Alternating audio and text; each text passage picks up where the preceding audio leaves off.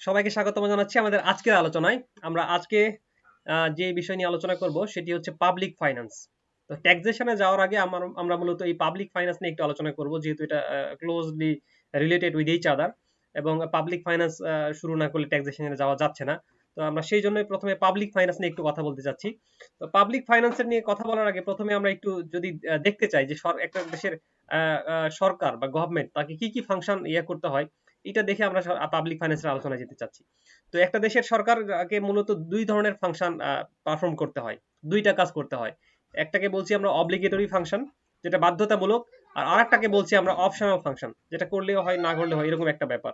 তো যেটা হচ্ছে অব্লিগেটরি ফাংশন, সেটা হচ্ছে এমন কিছু কাজ যেমন আইন শৃঙ্খলা রক্ষা করার জন্য যে খরচ করতে হয়, অর্থাৎ সমাজের মধ্যে রুলস অফ ল মেনটেন করতে যেসব খরচ করতে হয়, সেই সব খরচকে আমরা বলছি অব্লিগেটরি ফাংশন।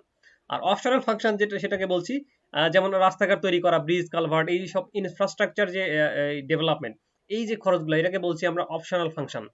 তো এই দুইটা ফাংশনকে যদি গভর্নমেন্ট ইফিসিয়েন্টলি বা অ্যাডিকুয়েটলি বা ইফেক্টিভলি রান করাতে হয়, তাহলে সেক্ষেত্রে ফান্ডের প্রয়োজন হয়।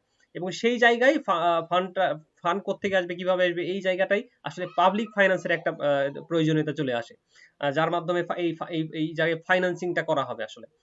তো আমরা যেটা দেখলাম যে পাবলিক জনগণের জন্য সরকারকে দুই ধরনের ফাংশন পারফর্ম করতে হয়, এবং এই দুইটা ফাংশন পারফর্ম করতে গেলে ফান্ডের প্রয়োজন হয়। তো এই ফান্ড ম্যানেজমেন্টটা আসলে এটা আসলে কি, সো এটাকে আমরা যদি ইন শর্ট বলি, এটাকে আমরা বলতে পারি পাবলিক ফাইন্যান্স। তো আমরা একটু ডেফিনেশনটা ফর্মালি দেখে আসি যে পাবলিক ফাইন্যান্স বলতে আমরা আসলে কি বোঝাচ্ছি। So public finance আসলে is the study of income and expenditure of the government at a central, district or local level. আসলে সরকার বা গভর্নমেন্টের যে এক্সপেন্ডিচার এবং ইনকাম, এটা হইতে পারে সেন্ট্রালি গোটা দেশ হইতে পারে, বা ডিস্ট্রিক্ট ওয়াইজ হইতে পারে, ডিভিশনাল ওয়াইজ হইতে পারে, বা লোকাল লেভেল হইতে পারে, যে একটা ডিস্ট্রিক্টের মধ্যে বিভিন্ন পৌরসভা বা ইউনিয়ন পরিষদ বা যেভাবেই হোক না কেন, এই জায়গাগুলোতে সরকারের যে ইনকাম বা আয় কিভাবে আসবে এবং সরকারের যে ব্যয়গুলা বা কিভাবে নির্বাহ করবে, এটা নিয়েই স্টাডি করাটাকে মূলত বলা হচ্ছে যে এটা একটা পাবলিক ফাইন্যান্স। তো আমরা যদি ওয়ার্ড থেকে ওয়ার্ড বাই ওয়ার্ড চিন্তা করি, যে পাবলিক এবং ফাইন্যান্স দুইটা কথা মিলাই পাবলিক ফাইন্যান্স। তো পাবলিক বলতে এখানে ইন্ডিকেশন করা হচ্ছে সরকারি যে প্রতিষ্ঠান, অর্গানাইজেশন, এইগুলোকে, যেটা সরকার গোটা দেশের মধ্যে পরিচালনা করে থাকে। এবং ফাইন্যান্স বলতে তো আমরা বুঝাচ্ছি অর্থ কিভাবে আসবে, কোথায় খরচ করবে, এই ব্যাপারগুলো মেনটেন করা। সো ইন শর্ট আমরা যদি বলি পাবলিক ফাইন্যান্স মানে হচ্ছে পাবলিক অর্গানাইজেশন বা পাবলিক বডি, সরকারি অর্গানাইজেশন, সরকারি প্রতিষ্ঠান, যে সেখানে ফাইন্যান্স করা এবং জনগণকে যাতে বেসিক সার্ভিসগুলো দেওয়া হয় সেটা মেনটেন করা।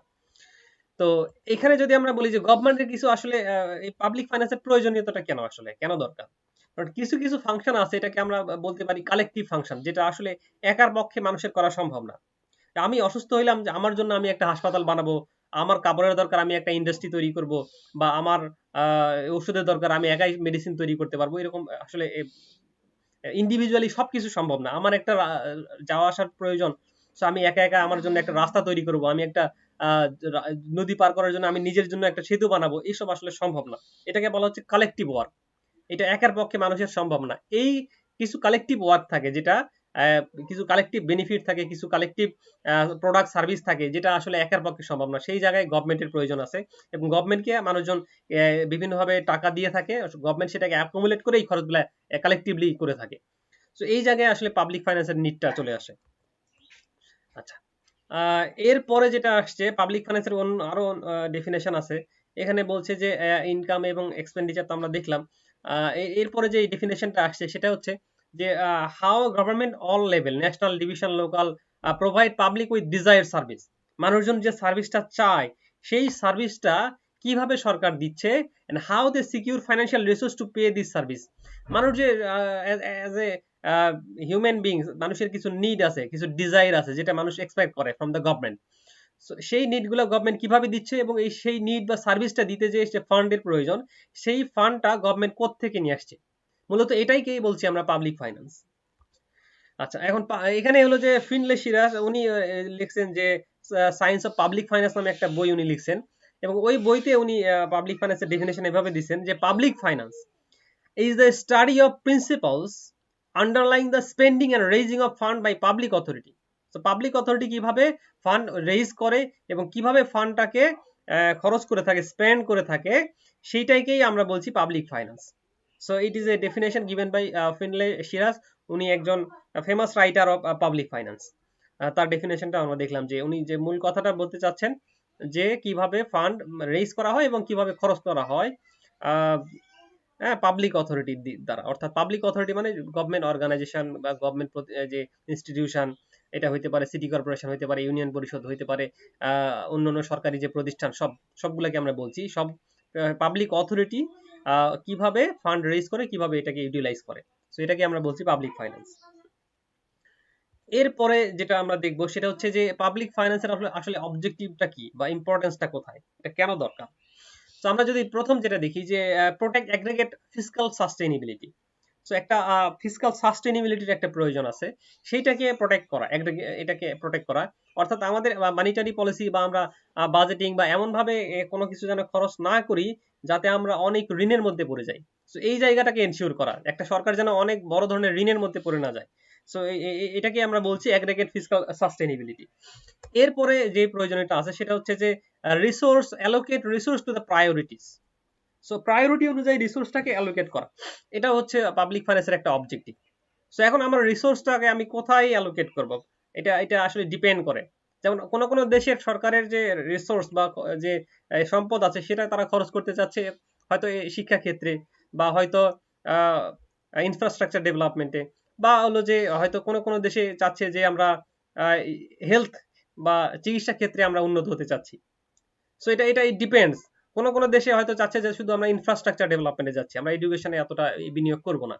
সো এটা প্রায়োরিটিটা ঠিক করা এবং প্রায়োরিটি ঠিক করে সেখানে রিসোর্সটা অ্যালোকেট করা। সো এটা একটা অবজেক্টিভ অফ পাবলিক ফাইন্যান্স, যে আমরা কোথায় যাব বা আমাদের প্রায়োরিটিটা কি। আমাদের প্রায়োরিটি কি এডুকেশন, আমাদের প্রায়োরিটি কি হেলথ, বা আমাদের প্রায়োরিটি কি ইনফ্রাস্ট্রাকচার, রাস্তাঘাট। সো এটা ঠিক করে সেই অনুযায়ী খরচ করা। এরপরে হচ্ছে যে ensuring value for money for the service delivery. So value for the money, অর্থাৎ যে আমরা যে গভর্নমেন্ট অর্গানাইজেশন যে মানিটা খরচ করবে, মানে টাকাটা যে ব্যয় করবে, সেই জায়গায় ভ্যালু ফর মানি এটাকে এনশিওর করা। অর্থাৎ এই টাকাটা ইফেক্টিভলি বা ইকোনমি ভাবে বা ইফিশিয়েন্টলি এটাকে খরচ করা। যার একটা আহ, আহ, মানে একটা খরচ সেটাকে যেন ইফেক্টিভ হয়, ভ্যালু ফর মানি। আমি যদি একটা মোবাইল কিনি 10 টাকায়, হ্যাঁ, then it is a good value for money. 10 টাকায় একটা মোবাইল পাইলাম, কিন্তু সেই মোবাইলটা যদি 1 কোটি টাকায় কিনি তাহলে ইট is not a good value for মানি। তাহলে খরচ করার ক্ষেত্রে ভ্যালু ফর মানি এই অবজেক্টিভটা আমাকে মাথায় রাখতে হবে। আমি যদি একটা আমরা এর আগেও দেখে আসছি পর্দা কেনার ক্ষেত্রে দুর্নীতি, বালিশ কেনার ক্ষেত্রে দুর্নীতি। সো এই জায়গাটায় আসলে ভ্যালু ফর মানি ছিল না, কারণ একটা বালিশের হয়তো দাম 100 200 400 500 হইতে পারে, কিন্তু 5,000 10,000 হইতে পারে না। সো এই জায়গায় ভ্যালু ফর মানি এই এটাকে এনশিওর করাটাই হচ্ছে পাবলিক ফাইন্যান্সের কাজ, যাতে পাবলিক মানিটা সঠিকভাবে ইউজ হয়। আমি যে টাকাটা খরচ করলাম সেটার জন্য ভ্যালুটা আমি যেন পাই, রিটার্ন পাই। যতটুকু খরচ করলাম ততটুকু যেন রিটার্ন পাই, অনেক বেশি যেন খরচ না করি, এবং রিটার্ন যেন কম পাই, এরকম যেন না হয়।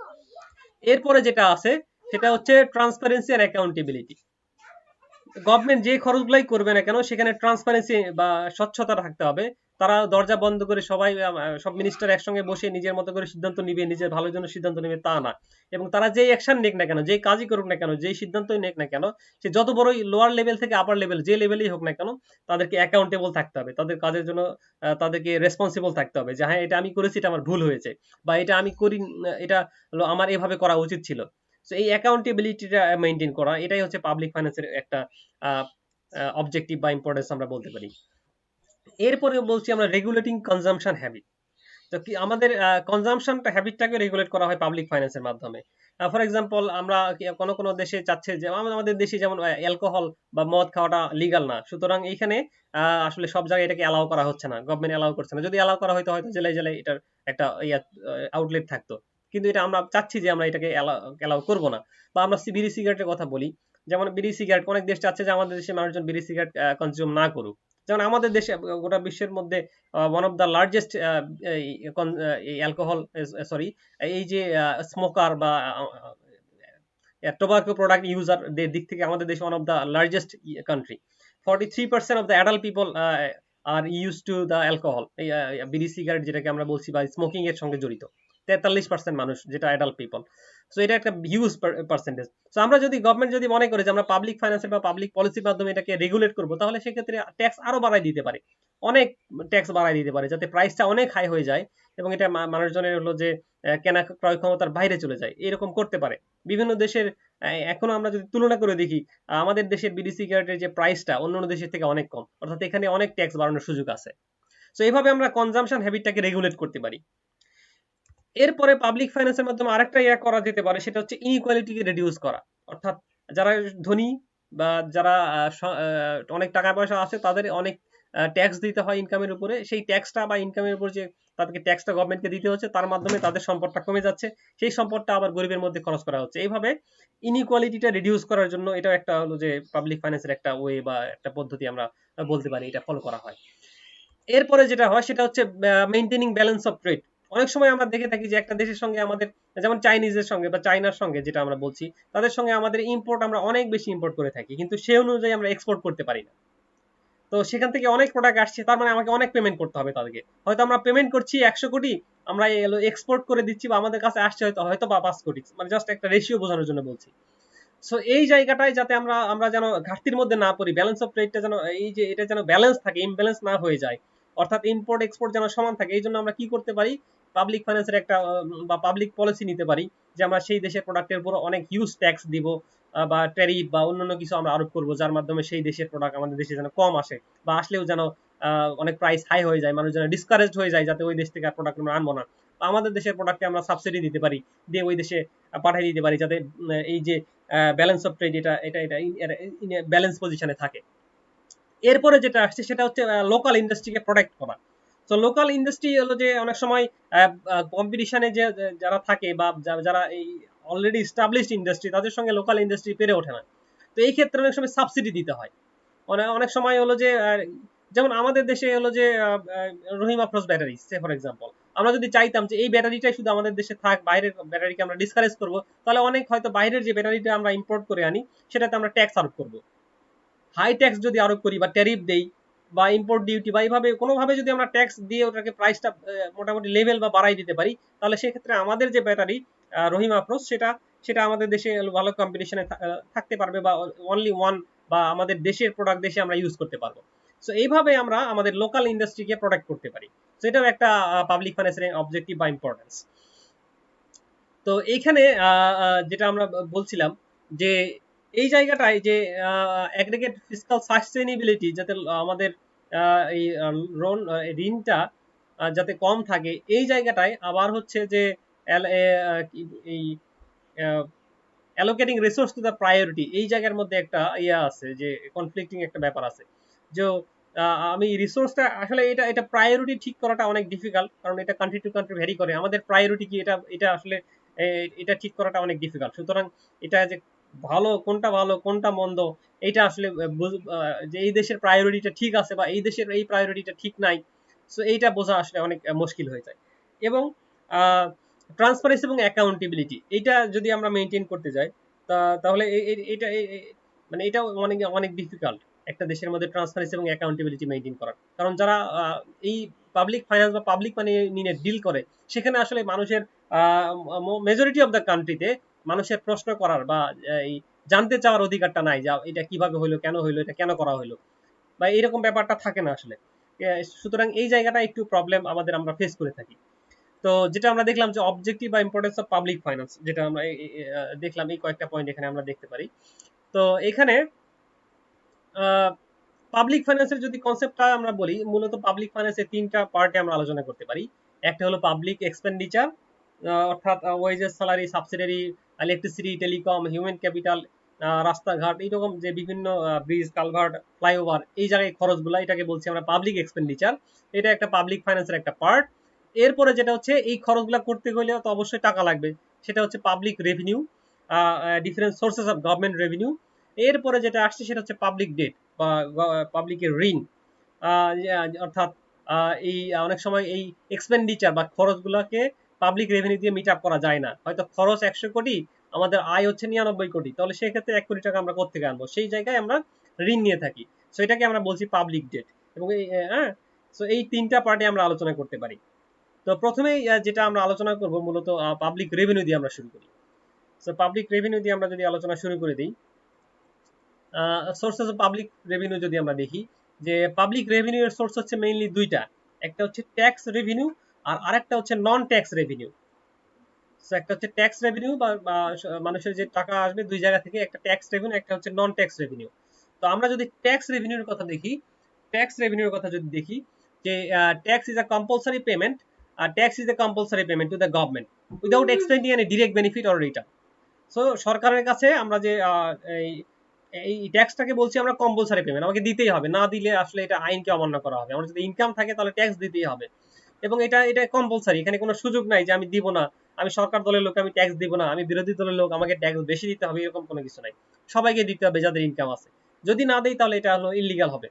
এবং it is not based on quid pro quo principles. So এটা কোয়াইট প্রো কো প্রিন্সিপালস এর আন্ডারে না।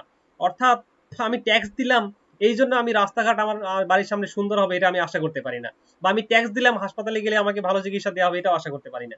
সো অর্থাৎ কোয়াইট প্রো প্রিন্সিপাল মানে কোয়াইট প্রো ক্রো, এই প্রিন্সিপালটা ল্যাটিন একটা ওয়ার্ড, এটার মানে হচ্ছে যে কিছু দিলে কিছু পাওয়া যায়, এটা এক্সপেক্ট করা, যে আমি কিছু দিলাম আমি কিছু পাবো, এটা এক্সপেকটেশন বা এই দেওয়া নেওয়ার একটা ব্যাপার। সো ট্যাক্সের ক্ষেত্রে এটা কিন্তু না, ট্যাক্সের ক্ষেত্রে শুধু দিতেই হবে, পাবো যে এটা আমরা আশা করতে পারি, কিন্তু পাবোই যে বা পেতেই হবে এরকম এটা আসলে আমরা মানে বাধ্যতামূলক কিছু না যে আমি দিলাম এই জন্য পাবোই আমি, সেটা আমরা এটা হলো যে এক্সপেক্ট করতে পারি না। অর্থাৎ ট্যাক্সের ক্ষেত্রে যে প্রিন্সিপালটা সেটা হচ্ছে নো নো কোয়াইট প্রোকো, অর্থাৎ দিলেই পাবো এটা না। কোয়াইট প্রোকো মানে দিলে কিছু পাওয়া যায়, আর নো কোয়াইট প্রোকো মানে কিছু দিব কিন্তু কিছু পাবো সেটা আশা আমরা করতে পারি না খুব একটা। আচ্ছা, এই যে ট্যাক্স রেভিনিউর কথা বলছি আমরা, ট্যাক্স রেভিনিউ মূলত অনেক ভাবে আসতে পারে, যেমন পার্সোনাল ইনকাম ট্যাক্স, ভ্যাট আসতে হইতে পারে, বা কোম্পানির ট্যাক্স বা কর্পোরেট ট্যাক্স হইতে পারে, বা গিফট ট্যাক্স হইতে পারে, বা আরো অন্যান্য গভর্নমেন্টের ট্যাক্স রেভিনিউ হইতে পারে, বিভিন্ন ধরনের ট্যাক্স, ক্যাপিটাল গেইন ট্যাক্স হইতে পারে। সো এই সোর্সগুলো থেকে যে আয় হয় সেটাকে আমরা বলছি ট্যাক্স রেভিনিউ। এরপরে যেটা আসছে সেটা হচ্ছে নন ট্যাক্স রেভিনিউ। সো নন ট্যাক্স রেভিনিউ যেমন ট্যাক্সের বাইরে যে আয়টা গভর্নমেন্ট করে থাকে সেটাকে আমরা বলছি নন ট্যাক্স রেভিনিউ। যেমন ফি, আমরা একটা বাইক কিনলাম, বাইকের রেজিস্ট্রেশন করতে গেলাম, সেখানে ফি দিতে হয়। আমরা একটা ন্যাশনাল আইডি কার্ড নিতে গেলাম, সেখানে হয়তো একটা ফি দিতে হয়। আমরা জন্ম সনদ নিতে গেলাম, সেখানে কিছু ফি দিতে হয়। সো এটাকে আমরা বলছি ফি। সো এটাও একটা সরকারের রেভিনিউর একটা সোর্স। এরপরে যেটা হচ্ছে ফাইনস অ্যান্ড পেনাল্টিস। সো আমরা অনেক সময় ফাইন দিয়ে থাকি, একটা আমরা ট্রাফিক আইন অমান্য করলাম, সেখানে আমাদের ফাইন করতে হয়। একটা কোম্পানি একটা দেশের আইন অমান্য করলো, ট্যাক্স ফাঁকি দিল, সেক্ষেত্রেও ফাইন হয়, পেনাল্টি দিতে হয়। সো এটাও একটা গভর্নমেন্টের আয়ের একটা উৎস। এরপরে হচ্ছে সারপ্লাস ফ্রম পাবলিক এন্টারপ্রাইজেস, যেমন ওয়াসা ডেসা এইসব বিভিন্ন সরকারি প্রতিষ্ঠান আছে যারা আহ, আহ, আয় করে থাকে, সেটাকে আমরা সারপ্লাস বলে থাকি মূলত।